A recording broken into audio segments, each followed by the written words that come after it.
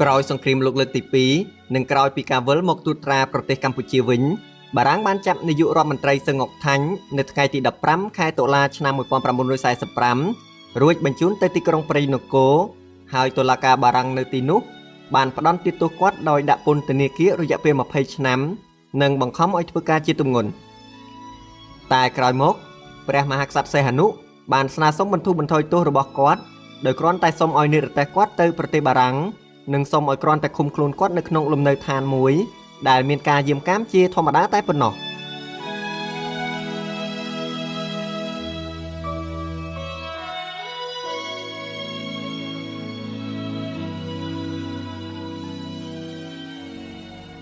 នៅពេលមានការចុះហត្ថលេខាលើសន្ធិសញ្ញាជាមួយបារាំងក្នុងឆ្នាំ1949ព្រះមហាក្សត្រសីហនុក៏បានឆ្លៀតឱកាសធ្វើព្រះរាជសារស្នើទៅអគ្គទេសាភិបាលបារាំងទៅរដ្ឋមន្ត្រីទទួលបន្ទុកទំនាក់ទំនងជាមួយសមាគមរដ្ឋសម្ដៅលើរដ្ឋដែលស្ថិតនៅក្រោមការទូតារបស់បារាំងនិងទៅប្រធានាធិបតីបារាំងចំនួន4ដងជាបន្តបន្ទាប់ដើម្បីស្នើសុំឲ្យបារាំងលើកលែងទោសឲ្យសឺ ងុក ថាញ់ទាំងស្រុងនិងឲ្យគាត់បានវិលត្រឡប់មកមាតុប្រទេសវិញព្រះមហាក្សត្រសីហនុបានលើកហេតុផលនៃការសុំសម្រាលទោសនោះថាដោយសារសឺ ងុក ថាញ់ធ្លាប់ជានាយករដ្ឋមន្ត្រីរបស់ព្រះអង្គនៅក្នុងឆ្នាំ1945ពលពីខែសីហាដល់ខែតុលាជាពិសេសគាត់ជាមនុស្សជិតស្និទ្ធជាមួយព្រះមេដានិងព្រះបិតាព្រមទាំងព្រះឯកកោនរោត្តមសុធិរសរបស់ព្រះអង្គផងដែរព្រះរាជសារទី1ចុះថ្ងៃទី21ខែតុលាឆ្នាំ1949ព្រះមហាក្សត្រសីហនុផ្ញើជូនស្នងការនៃសាធារណរដ្ឋបារាំងប្រចាំប្រទេសកម្ពុជាមានខ្លឹមសារជាអាចថាព្រះអង្គសូមផ្ញើជូនលិខិតចម្លងមួយច្បាប់របស់សឺ ងុក ថាញ់ដែលបានស្នើសុំអនុញ្ញាតវិលត្រឡប់មកប្រទេសកម្ពុជាវិញក្នុងពេលឆាប់ៗតាមដែលអាចធ្វើទៅបានហើយគាត់សន្យាថានឹងឈប់ធ្វើសកម្មភាពនយោបាយទាំងអស់ក្នុងករណីបានវិលត្រឡប់មកមាតុប្រទេសវិញគាត់ស្នើសុំឲ្យរាជរដ្ឋាភិបាលបើកប្រាក់ខែរំលឹកសរុបរយៈពេល6ឆ្នាំគឺគិតចាប់តាំងពីពេលដែលគាត់ត្រូវបានចាប់បញ្ជូនទៅឃុំឃាំងនៅប្រទេសបារាំងពីឆ្នាំ1945ដល់ឆ្នាំ1951ឡើងវិញដើម្បីយកទៅជួយផ្គត់ផ្គង់ដល់ជីវភាពគ្រួសាររបស់គាត់ដែលកំពុងជួបការលំបាកខ្វះខាត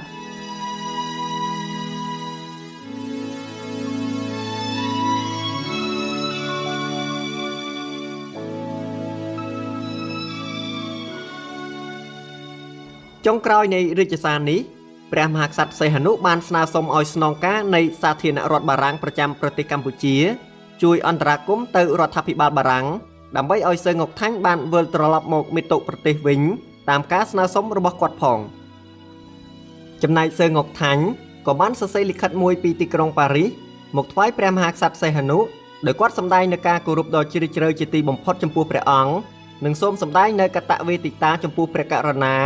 ដែលបានជួយធ្វើអន្តរាគមន៍ដើម្បីឲ្យបារាំងដោះលែងគាត់ឲ្យបានរួចពីការឃុំឃាំងនៅក្នុងគេហដ្ឋាននៅទីក្រុងប៉ារីសជាមួយគ្នានោះគាត់ក៏សូមស្នើព្រះមហាក្សត្រជួយធ្វើអន្តរាគមន៍បន្តទៀតដើម្បីឲ្យគាត់បានវិលត្រឡប់មកប្រទេសកម្ពុជាវិញដើម្បីចាប់ផ្ដើមកសាងជីវិតថ្មីជាមួយប្រពន្ធកូនហើយគាត់បានសន្យាថានឹងឈប់ធ្វើសកម្មភាពនយោបាយអ្វីទាំងអស់ផងដែរ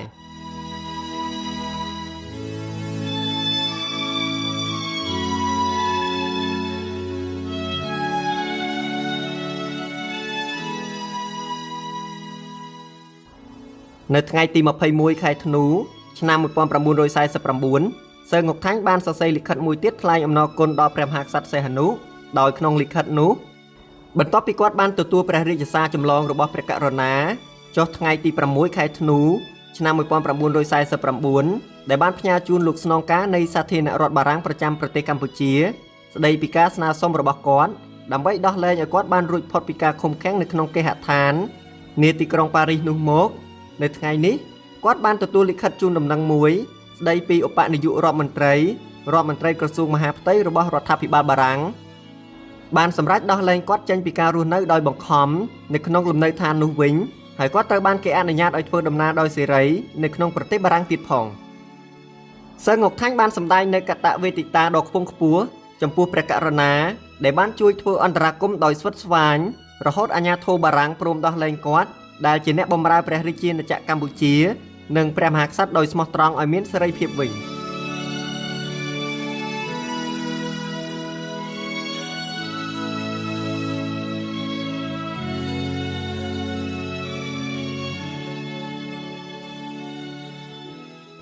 ព្រះរាជសារទី2ចុះថ្ងៃទី23ខែឧសភាឆ្នាំ1950មានខ្លឹមសារជាអត្ថថាព្រះអង្គសូមអំពាវនាវជាថ្មីម្ដងទៀតចំពោះលោកស្នងការស្ដីពីបញ្ហាអតីតនាយករដ្ឋមន្ត្រីសឺងុកថាញ់សូមលោកមេត្តាស្នើទៅលោកស្នងការជាន់ខ្ពស់បារាំងប្រចាំឥណ្ឌូចិនដើម្បីឲ្យលោកជួយធ្វើអន្តរាគមន៍ទៅរដ្ឋាភិបាលបារាំងសូមឲ្យលើកលែងទោសចំពោះសឺងុកថាញ់ទាំងស្រុងក្នុងព្រះរាជសារទី2នេះព្រះអង្គបានរំលឹកលោកស្នងការបារាំងប្រចាំប្រទេសកម្ពុជាថាករណីស្នើសុំលើកលែងទោសនេះត្រូវបានពិនិត្យរួចហើយនៅក្នុងអំឡុងពេលព្រះអង្គយាងទៅបំពេញទស្សនកិច្ចនៅទីក្រុងប៉ារីសកន្លងមកនេះដែលពេលនោះរដ្ឋាភិបាលបារាំងបានយល់ព្រមឈប់ឲ្យមានការតាមឃ្លាំមើលសឺងុកថាញ់ទៀតហើយឯសឺងុកថាញ់វិញក៏បានសន្យាថានៅពេលត្រឡប់មកមាតុប្រទេសវិញគាត់នឹងបោះបង់ចោលជាស្ថាពរនៅរាល់សកម្មភាពនយោបាយទាំងអស់ក្នុងព្រះរាជសារទី2នេះដែរព្រះអង្គបញ្ជាក់ថាព្រះអង្គឆ្វេងយល់ថាព្រះរាជាណាចក្រកម្ពុជាត្រូវការចាំបាច់នៅវីរៈជនដែលមានសមត្ថភាពហើយព្រះអង្គជឿជាក់ថាពេលសឺងុកថាញ់ត្រឡប់មកវិញគាត់នឹងមិនធ្វើសកម្មភាពអ្វីបន្តទៅទៀតដែលនាំឲ្យខាតបង់ដល់ប្រយោជន៍របស់ប្រទេសបារាំងនិងសហភាពបារាំងឬបង្កឧបសគ្គអ្វីដល់រដ្ឋាភិបាលកម្ពុជានោះដែរ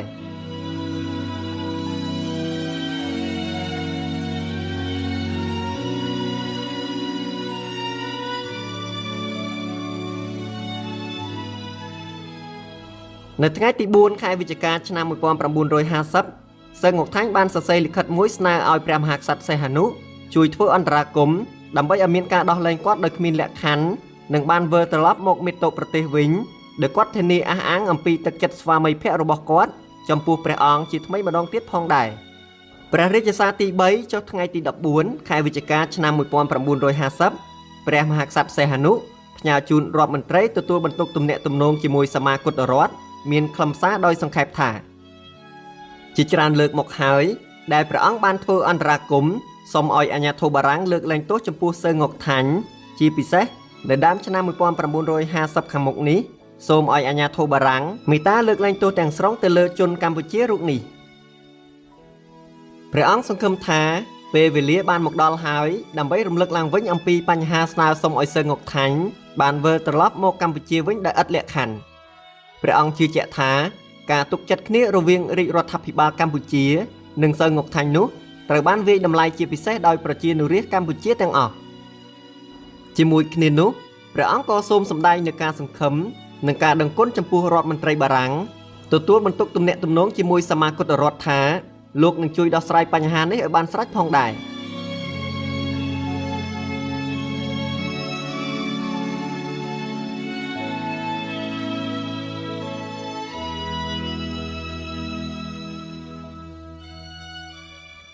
ព្រះរាជសារទី4ចុះថ្ងៃទី22ខែមេសាឆ្នាំ1951ព្រះមហាក្សត្រសីហនុបានផ្ញើជូនប្រធានាធិបតីបារាំងមានខ្លឹមសារជាអត្ថថាលោកប្រធានាធិបតីខ្ញុំសូមអំពាវនាវជាថ្មីសូមលោកប្រធានាធិបតីមេត្តាសន្តោសប្រណីលើកលែងទោសទាំងស្រុងចំពោះសឺងុកថាញ់និងសូមឲ្យគាត់បានវិលត្រឡប់មកប្រទេសកម្ពុជាវិញផងព្រះអង្គបានបញ្ជាក់នៅក្នុងរាជសារទី4នោះថាសំណុំរឿងរបស់សឺងុកថាញ់បានផ្ញើជូនលោកប្រធានាធិបតីរួចហើយតាមឋានានុក្រម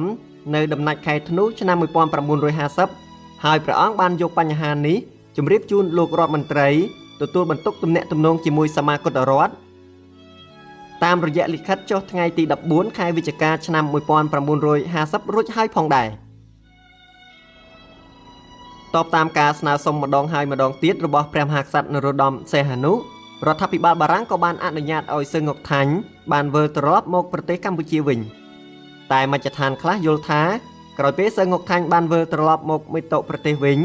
គាត់អាចរងាប់ចិត្តបានខ្លះក្នុងការប្រឆាំងនឹងបារាំងនិងព្រះមហាក្សត្រសីហនុព្រមទាំងអាចធ្វើឲ្យគណៈបកប្រជាធិបតេយ្យកាន់តែមានភាពរង្គោះរង្គើលបែកបាក់ចុះខ្សោយថែមទៀតផង។